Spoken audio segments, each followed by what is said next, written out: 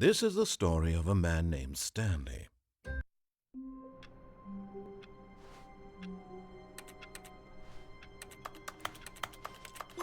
All of his co-workers were gone. What could it mean? Stanley decided to go to the meeting room. Perhaps he had simply missed a memo.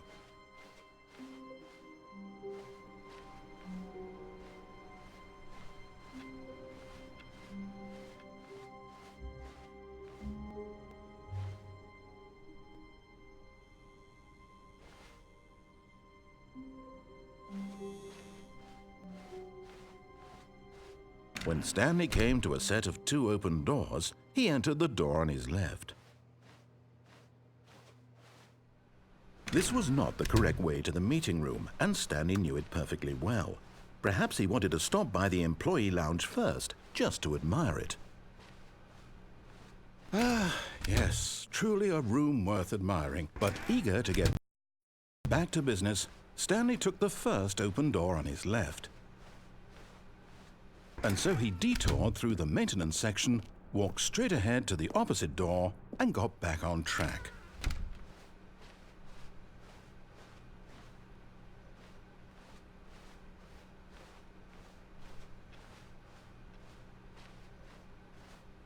Yet there was not a single person here either.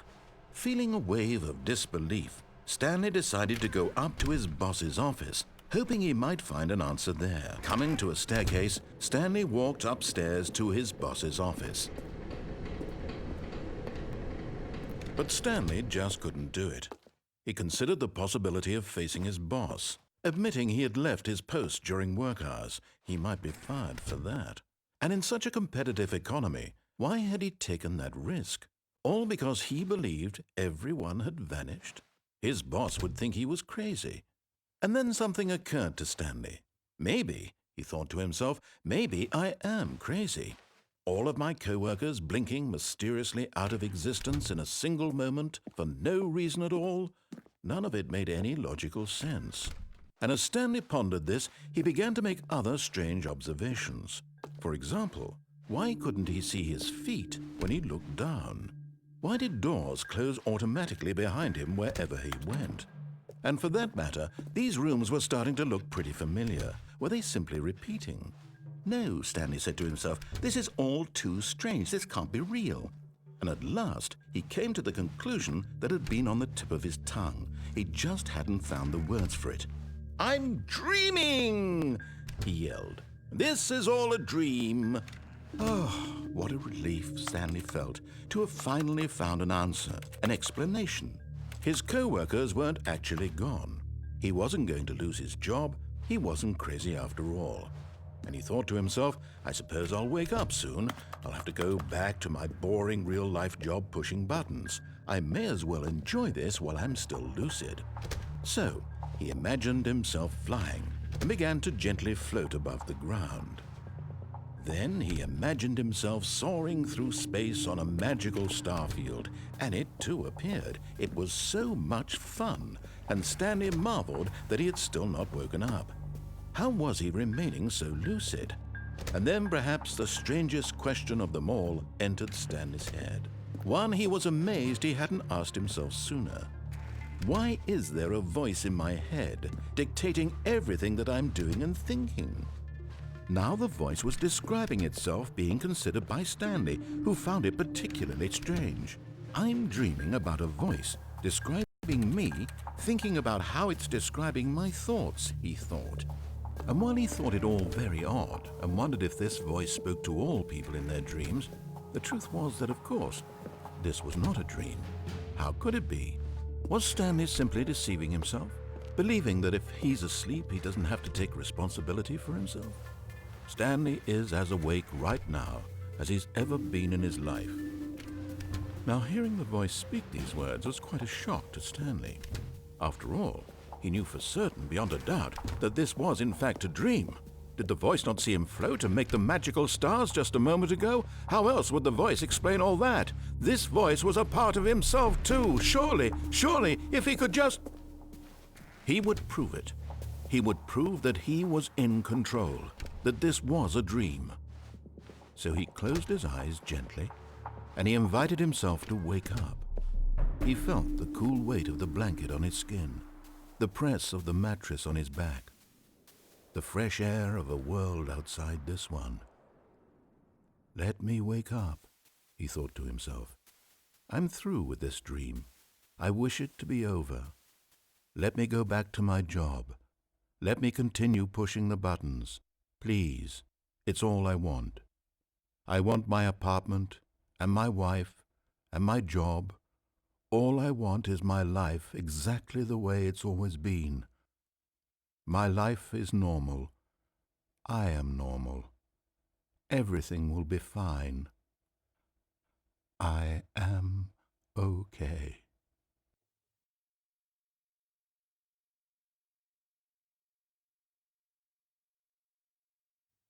Stanley began screaming. Please, someone, wake me up. My name is Stanley. I have a boss. I have an office. I am real. Please, just someone tell me I am real. I must be real. I must be. Can anyone hear my voice? Who am I? Who am I? And everything went black.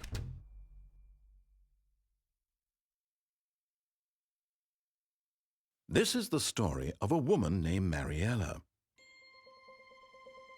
Mariella woke up on a day like any other. She arose, got dressed, gathered her belongings, and walked to her place of work. But on this particular day, her walk was interrupted by the body of a man who had stumbled through town talking and screaming to himself, and then collapsed dead on the sidewalk. And although she would soon turn to go call for an ambulance, for just a few brief moments she considered the strange man. He was obviously crazy, this much she knew. Everyone knows what crazy people look like. And in that moment, she thought to herself how lucky she was to be normal. I am sane. I am in control of my mind.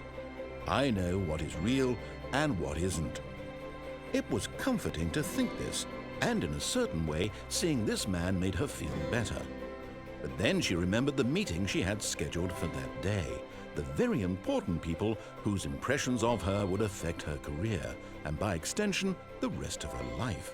She had no time for this, so it was only a moment that she stood there, staring down at the body. And then she turned and ran.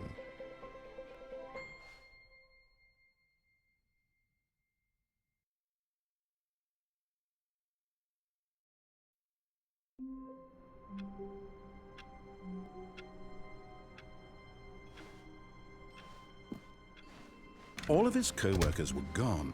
What could it mean? Stanley decided to go to the meeting room. Perhaps he had simply missed a memo. Oh, good. You noticed my sign. Yes, I have something very exciting to show you.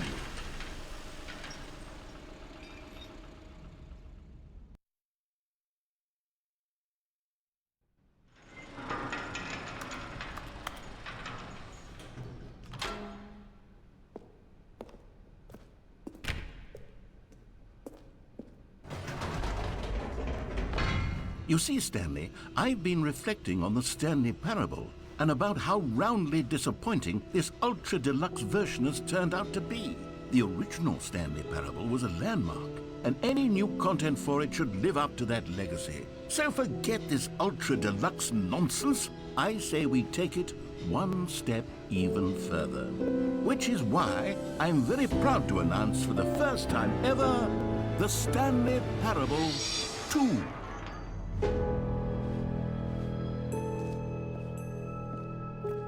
Yes, you see, isn't this far superior to a measly port with a few minor additions? Think of all the new territory we'll cover with a fully fledged sequel. An entirely new experience, built from the ground up. Why, there are so many possibilities. It could go in so many different directions. This is what fans have truly been asking for.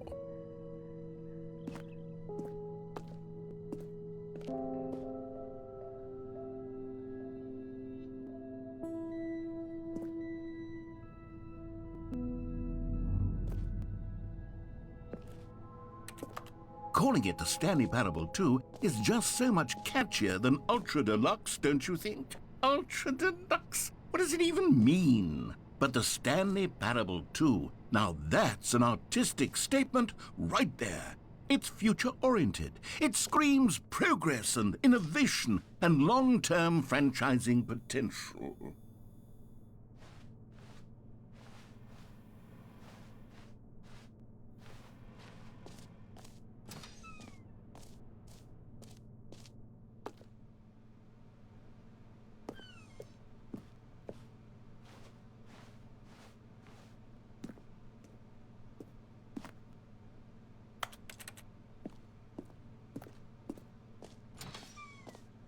Now, to be clear, I haven't quite nailed down what exactly the Stanley Parable 2 is going to be, but let's take a look at some of the features I've been developing for it. I figure that if I can loosely organize a handful of interesting concepts, that surely the game will sort of naturally spring up around them. It'll all work itself out. Game development is much more of a fuzzy magic than anything scientific or logical, really.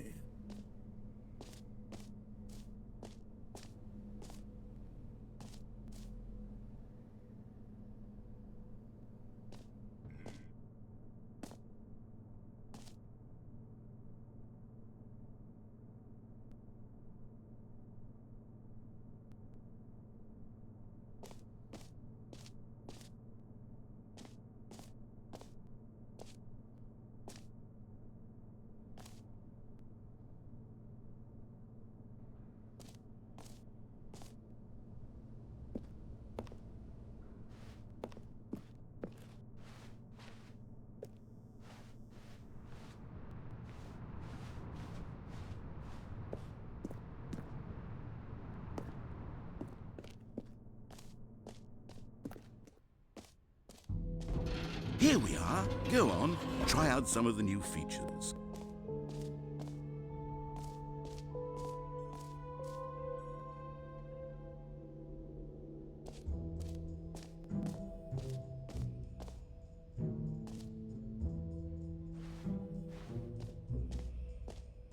Okay, I'll be honest, I haven't yet decided on this one. I think that in the new version, the office could use a bit of decoration, like balloons. But I'm undecided on Get Well Someday and Happy 12th Birthday. Which would you go with? You know, sometimes when you solicit another person's opinion, it makes you realize that you knew which one you actually really wanted all along. Get Well Someday it is.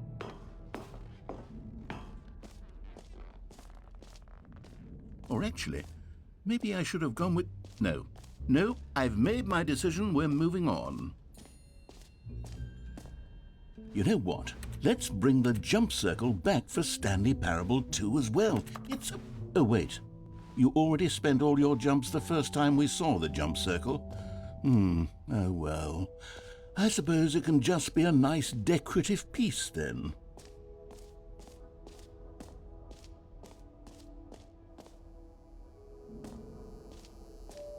Now, here's something special. You remember that broken test trophy that got left in the game on accident?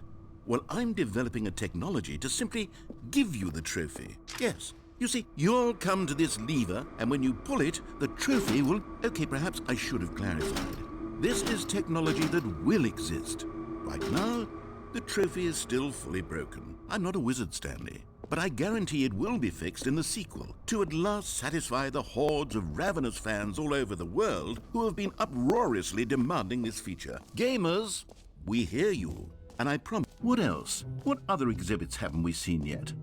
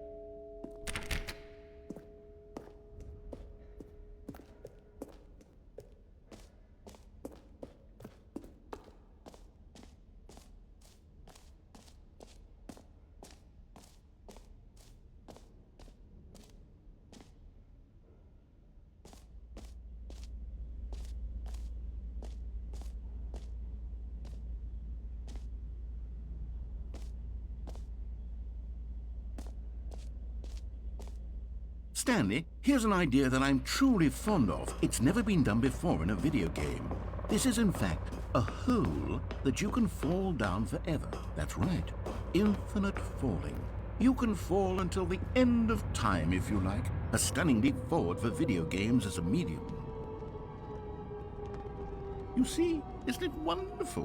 One of my more ingenious concoctions, if I do say so. Now then, since you've gotten to see the infinite hole, you can press the teleport button to pop back up to the top, and we can continue onward.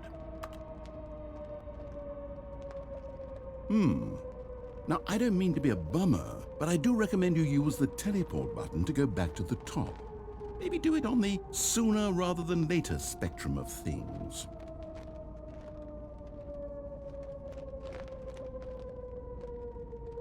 Okay, Stanley, I don't know quite how to say this tactfully, but it's possible that I slightly exaggerated the infinite nature of the hole. Is it a very, very deep hole? To be certain it is. It's an extremely deep hole. I don't want anyone to say that it isn't an astonishingly deep hole. It is. Is it infinite? Well, that sort of depends on your definition of infinity. From one perspective, the infinite is merely philosophical in nature. It's more of a... Okay, well, good for you. You found the bottom of the hole. You found me out, Stanley. I'm a liar and a cheat, and you're so clever. Look, I think the issue here is just that you're unusually fascinated by falling. What normal person actually wants to fall infinitely? I figured the hole was as deep as anyone would actually need. Don't you put this on me. Maybe you're the problem. Look, things got a little heated there. I think we both said some things we didn't mean. Why don't we just put all this behind us and agree to just call the hole mostly infinite? If that works for you, then go ahead and press the teleport button to warp up to the top of the hole and we can move on. I'll just be up here when you're ready. Great. Now, I'm very excited to show you even more of my... Oh, for heaven... You see, I was right. The problem is you. The problem is that you like holes too much. Not normal. A normal person would have said, yep, that's an infinite hole right there, goes on forever till the end of time. Don't need to see it all, but not you. Oh, no, no, no, no. You have a weird sort of... Oh. Did the hole seem even shorter to you this time? I couldn't help but feel like you spent a little less time in there than you did before. I mean, admittedly, I didn't make an infinite hole, but I didn't think it was that not infinite. Well, I suppose once again there's nothing to do here. If you decide you've had enough of the hole, you can hit the teleport button and come join me up above. Had enough? I'm positively thrilled. Gosh, how could I have guessed? You're back in the hole. If this starts to become a thing where... Wow. Okay. Yes. I'm starting to become extremely certain that the hole is not only not infinite, but that it's growing steadily less and less infinite. I suspect that I'm starting to hit the point where it's no longer feasible to call the hole infinitely deep, even by the lax overall standards for accountability and marketing. What's going on here? Stanley, I have no explanation for the uncertain nature of the hole's length. Here, let's try something. Let's pop back up to the top, and we'll see if it gets any shorter. Well, there it is. The shame of my lie is... How is this still appealing to you? I know you're obsessed with holes, but at this depth, I just can't see this scratching the itch. Oh, who am I to judge? You just do whatever it is you're here to do and hit the teleport button when you're ready to move on. Is the, teleport button not working? You sure? Well, I mean, I really don't have an explanation. It was working just a moment ago. Try it again. Still nothing? Well, I suppose there is one thing I can do to fix this. I'm out. Goodbye, Stanley. You couldn't bear to be away from the hole, and now you'll get more time with it than you could ever have asked for. It's a win for everyone. You get to be with the hole, I get to do literally anything else. Take care, Stanley. I hope you and the hole have a wonderful rest of eternity together.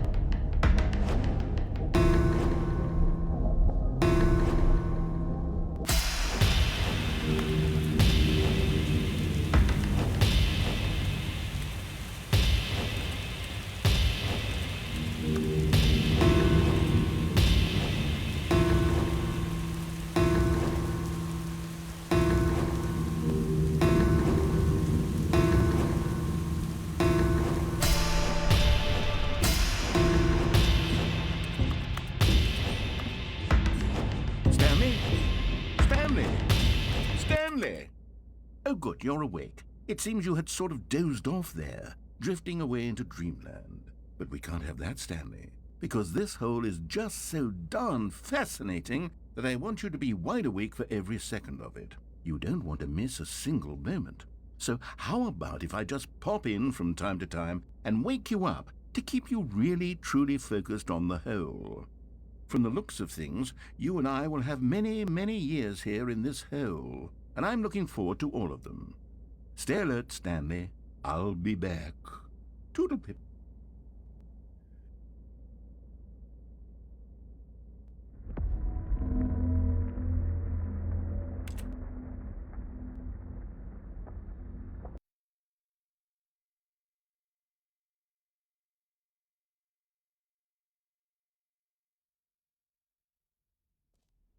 Here we are. Go on, try out some of the new features.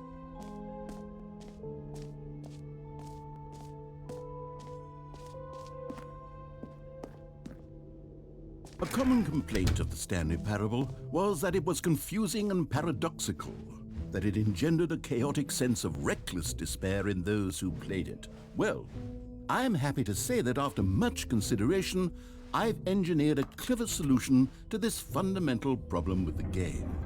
It's the Stanley Parable Reassurance Bucket. You see, Stanley, anytime you're holding the bucket, a sense of calm and ease will fill your mind and your heart. It's true. As long as you hold on to the bucket, the many disorienting contradictions of the Stanley Parable will feel perfectly normal and perhaps even comforting.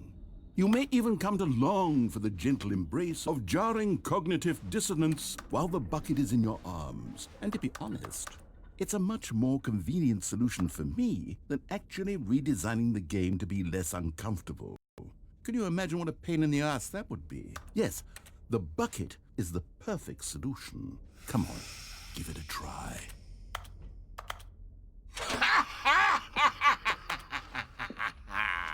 Can you feel it? The glow of comfort, even in the face of crushing despair, must already be sweeping through your body. And in fact, can I say that I do believe the bucket lends you an air of charisma as well? I think that just holding it has made you the slightest bit more attractive as a person. The benefits of the bucket seem to go on, don't they?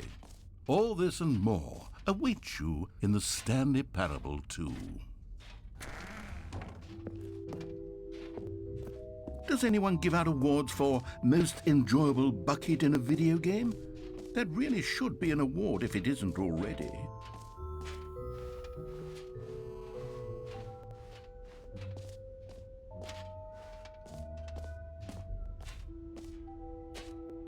For the Stanley Parable 2, I asked myself, what do players really want? And of course, the first and most obvious answer is that they want to be individually recognized and validated as people. So with that in mind, my first addition to the game is this button which speaks the name of the person playing the game. Isn't that wonderful? Jim.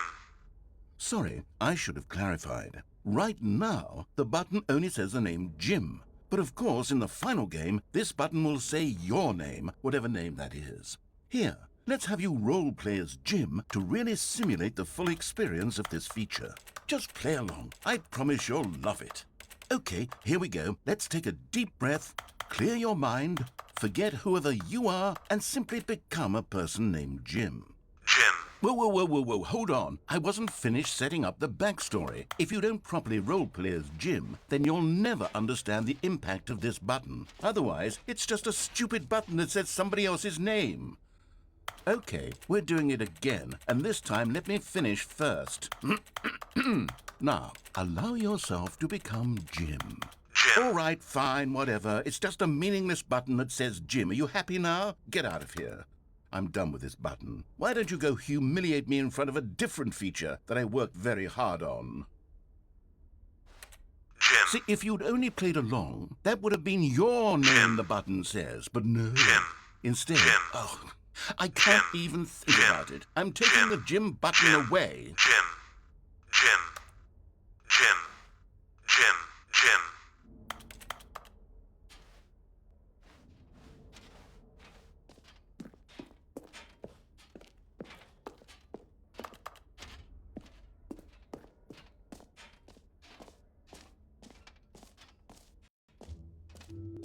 Maybe I'll only let people named Jim play the Stanley Parable 2. They would appreciate what I've created here.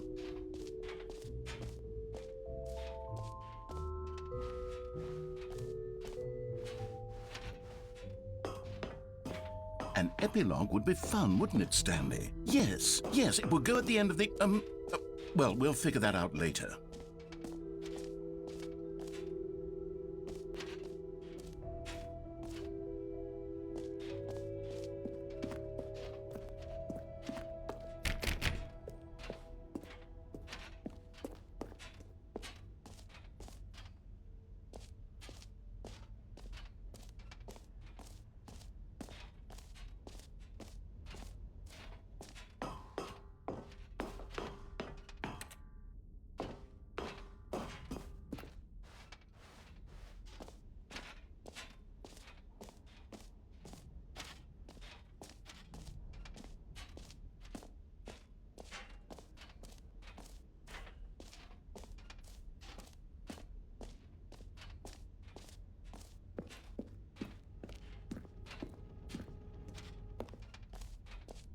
Ah, collectibles.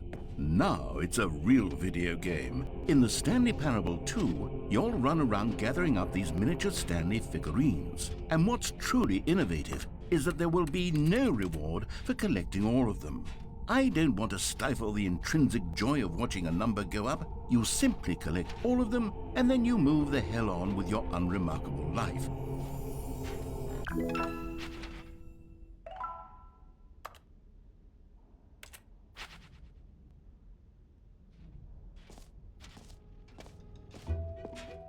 God, it really is the worst when you collect everything in a video game and then they give you a big fancy reward for it. Absolutely tragic.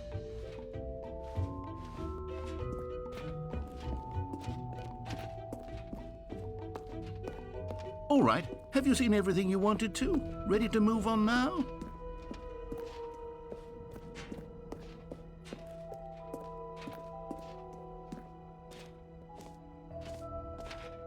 So, Stanley, what do you think? Do you like all of the new features? Yes, I know it's not exactly clear yet how exactly these features will come together as one single coherent video game, but I can feel it in my soul. It's going to work. There's definitely a good game in there somewhere. Say, let's do an experiment. I'll arrange these new features together, and we'll see whether or not it coheres into a meaningful gameplay experience. Okay, are you ready? Here it is. I give you the Stanley Parable 2.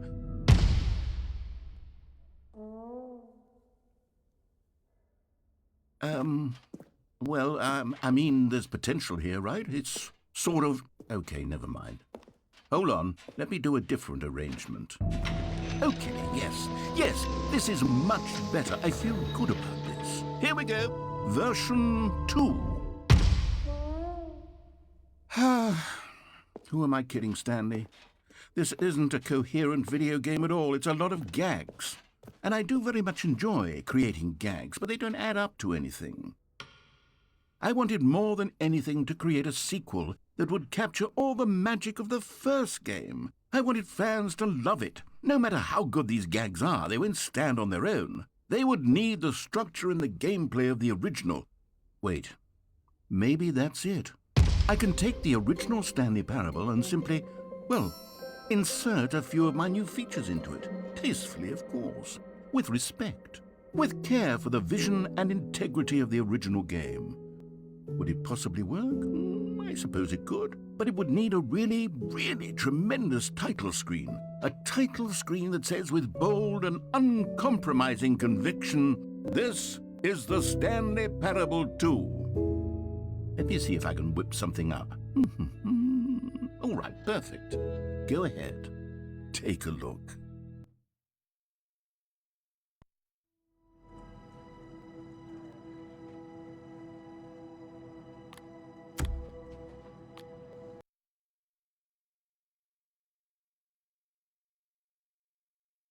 This is the story of a man named Stanley.